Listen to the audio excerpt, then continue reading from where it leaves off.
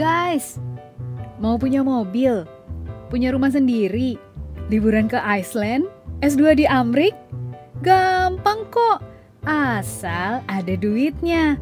Ya iyalah, masa belinya nggak pakai duit? Masalahnya tabungan kita bakal cukup nggak? Oke, kita nabung tiap bulan, bahkan sampai hemat-hemat demi masa depan. Tapi, apa 5-10 tahun lagi harga barang-barang masih sama? Coba deh ingat-ingat, waktu kita kecil dulu, harga mie instan sebungkus berapa?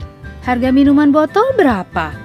Dulu, gopek doang kita udah bisa dapat mie instan sebungkus. 10 tahun kemudian, sekarang 2.000 sampai 2.500. Padahal barangnya masih sama loh. Kok bisa? Nah, ini yang namanya inflasi. Harga barang terus naik sehingga nilai uang makin menurun.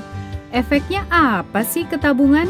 Misalnya, kita nabung dengan bunga 5% per tahun. Tapi dalam 10 tahun terakhir, rata-rata inflasinya 6,1%.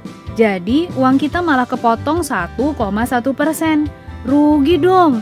Kalau kita punya pendapatan tetap, tetapi masih mengandalkan tabungan, inflasi akan jadi bencana. Jumlah yang diterima dan ditabung akan relatif tetap, sedangkan harga barang terus melambung tinggi. Mau nabung sebanyak apapun, bunga tabungan nggak bakal bisa ngejar. Nggak bakal cukup dong buat beli mobil, beli rumah, apalagi liburan ke Iceland dan S2 di Amrik. Sedih kan? Satu-satunya solusi untuk melawan inflasi jangka panjang adalah dengan investasi. Investasi adalah mengelola dana supaya menghasilkan keuntungan jangka panjang. Bentuknya bisa bermacam-macam, seperti mendirikan usaha, membeli properti, menyimpan emas, termasuk yang sederhana namun tetap menguntungkan adalah investasi di saham atau reksadana. Investasi di saham atau reksadana sederhana tetapi powerful.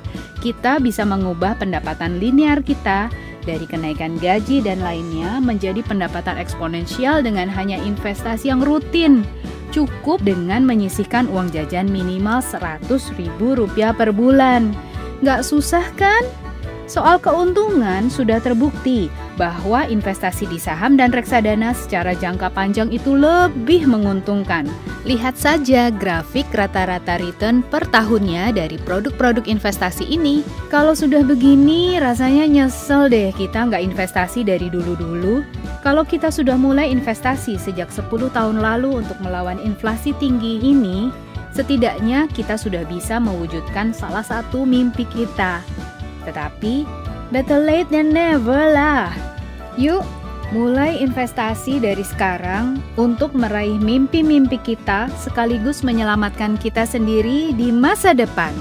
Pakai logika, investasi segera, yuk nabung saham.